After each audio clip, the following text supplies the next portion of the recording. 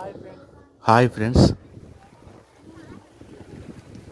Hi friends ఇక్కడ చెరువును తలపిస్తున్న ఈ ప్రాంతంలో పంటలు పూర్తిగా నీటితో నిండిపోయాయి.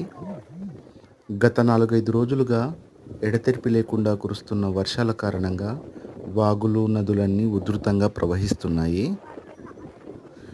ఈ వాగుల పరీవాహక ప్రాంతాల్లో వరదలు ఎక్కువగా వచ్చినప్పుడు సాధారణంగా పంటలన్నీ జలమయమైపోతాయి.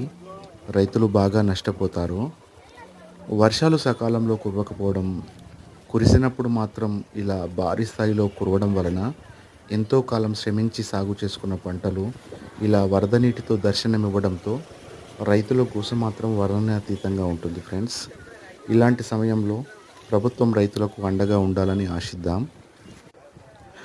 ఎందుకంటే రైతు బాగుంటేనే మనం కూడా బాగున్నట్టే ఫ్రెండ్స్.